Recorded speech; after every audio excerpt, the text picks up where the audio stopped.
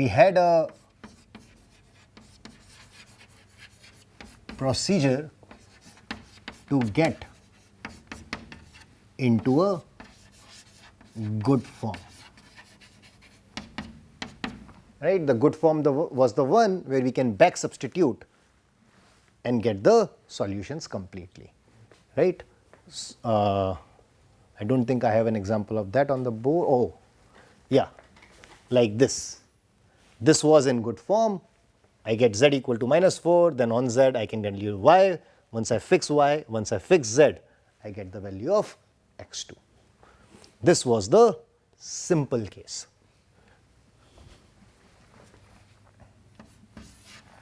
Now, if everything goes fine,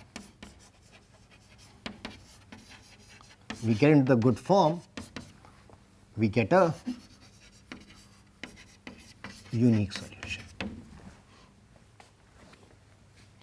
But there were weird cases. We can get no solution, or we can get infinite solutions.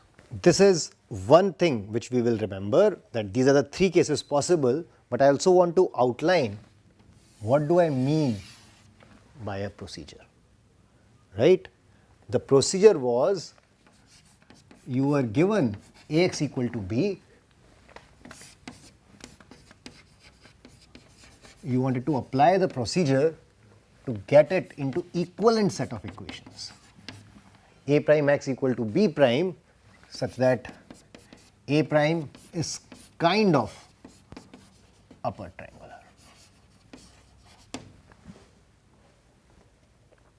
And to do this procedure, we had multiple flexibilities. We had these operations which we can do among equations. You remember, subtract some equation, multiply equation by a constant, things like that. And once I do that, my life becomes simple. If the idea of upper triangular makes you slightly vary, notice what is the easiest case to solve linear equations. When your A is, thank you, yes, as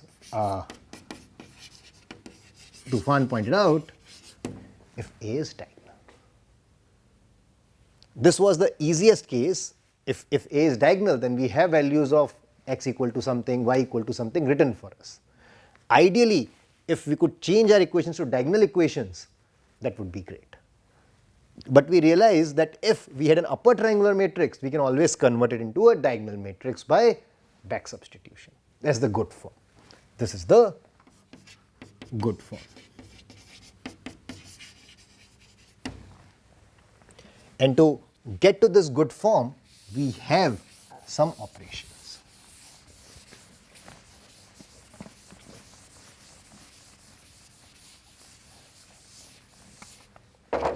What are the operations? One is, we can subtract a scalar multiple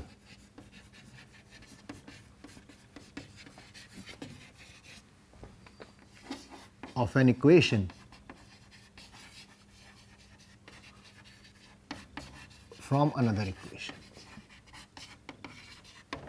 This is something which we did multiple times, E2 minus 2 times E1, E3 minus 4 times E1, so on and so forth. So this we can do. Sometimes when we got into a problem, we could exchange two equations, right? Just has to make sure that variables which are still important, they lie on the left hand side, like changing the order. Changing the order, exactly. This was like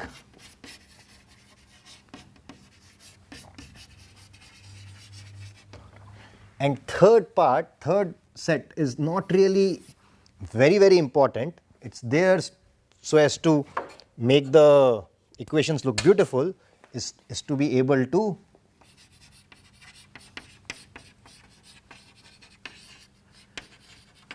multiply an equation by a constant, a scalar or a real number. This helps us to look at the equation. If we want to make the coefficient of z 1, we can multiply it by 1 by 3. This gives us the solution of z directly, and also when you want to subtract this from the other equations, it is very easy to figure out the multiplier. So this is kind of for the aesthetics of the things, not really necessary, but this makes our life more streamlined, more clear. So that's why using these three operations, we can keep doing this thing. We can eliminate the coefficient. So let me write it out.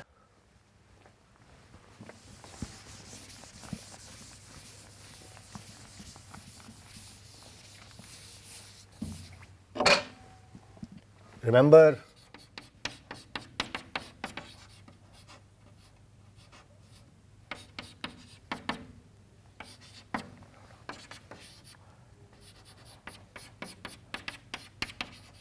this was our set of equations.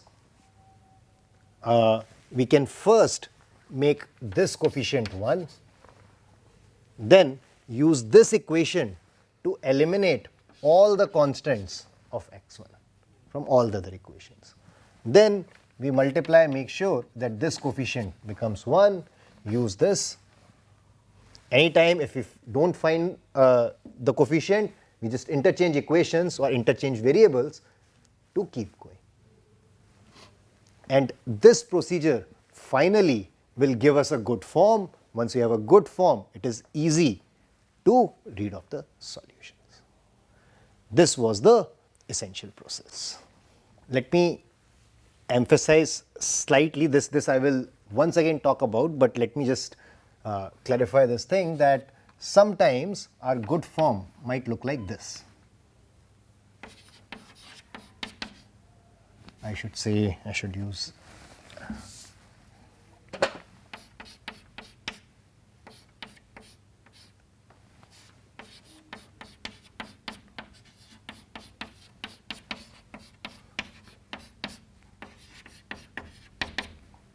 some constant, let's say 13.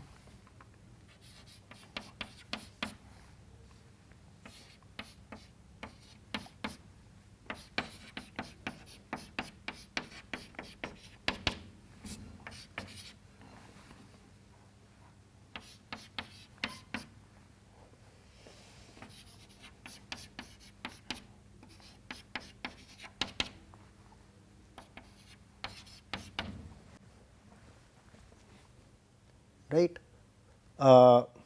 Now this looks like in a good form. The way to figure out this equation when you have such kind of thing, when you have lot of variables and less number of equations, what you will realize is that what we call x4 and x5 to be free. You can choose their values as you like. Depending on those values, you will get the value of x3. Okay? So, once you pick fix x4 and x5 gives value of x3 by equation 3, then now you have x3, x4, x5, now gives, using this we get the value of x2 by equation 2, similarly x1 by equation 1. So finally you will have such kind of a system which you can solve easily and read off the solution. In this case you have infinite solutions. So this was a primer of solving set of linear equations by Gaussian elimination. We are going to give some numerical argument to see that in free variable. Yes. So I'm going to describe it just now. What Tufan asked was, and it's a very pertinent question, how to understand the structure of this free variables, the bounded variables, what does it mean, how can you figure out how many free variables do we have, all that, right? So what we have seen, at least till now, is that given a set of linear equations, we have this process called Gaussian elimination, which is these steps after which we can kind of see the solution. And when we see the solution, it can fall in categories. We can have nice unique solution, we can have no solution, we can have infinite solution, right? It is good that we have an algorithm to solve it, but I would say we still don't understand it very nicely. As Tufan pointed out, how to exactly say how many free variables are going to remain, what are the free variables, what we can choose, what will be the variables which we can set the value to. All these are questions which need to be answered. And that will be done by making a theory of linear algebra. So we are going to see how to look at this equation in a slightly different way. Till this point, we have seen this bunch of equations. So let me just write them as it is. Remember, this was the set of linear equations, and all the discussion we had done by saying these are M set of linear equations, right? We viewed them as M rows and did all the operations between these rows. In mathematics, in life in general, it's always fruitful to see things in a different way.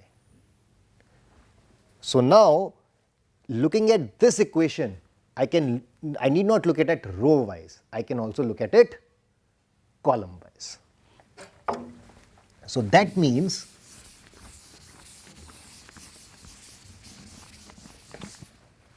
I can say that x1 times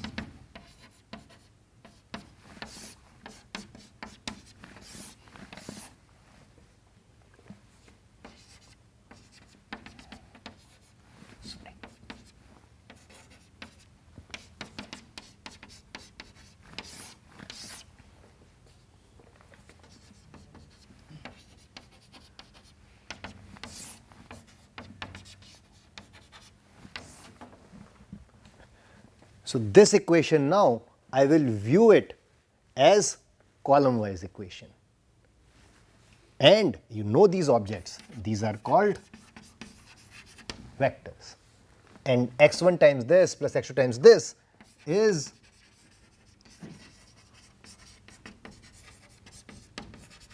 linear combination of these vectors. What is the difference? Here, to solve using Gaussian equations, Gaussian elimination, we thought of them as set of linear equations, as M rows, we did operations between them. Now, we are going to flip things over and say that now, call these vectors, let's say v1, v2, vn, then the question is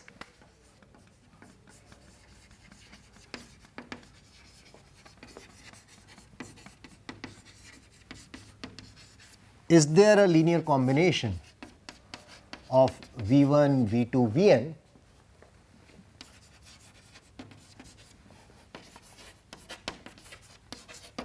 so call this vector v. So is there a linear combination of these vectors which give me the vector on the right hand side? This is another way to ask the same question. So this takes us to linear combinations,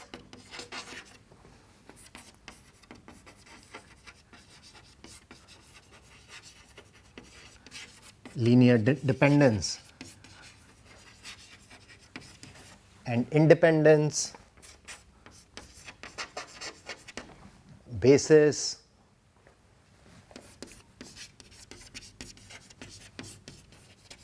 vector spaces, so on and so forth. And in most of the places, this is what they call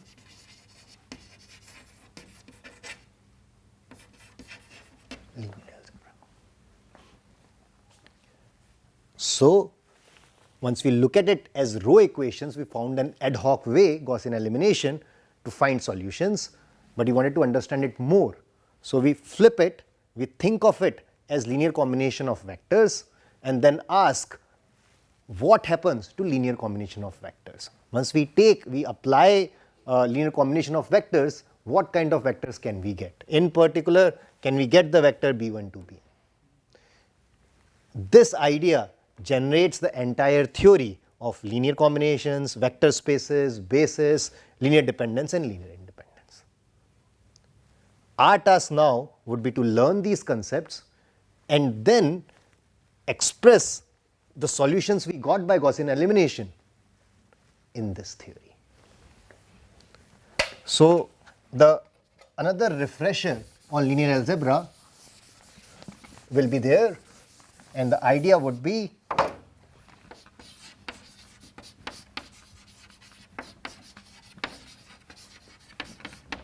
express the solution of Ax equal to b, or I would say more simply x equal to 0 in the new language of linear algebra. But before that, we have to learn the new language.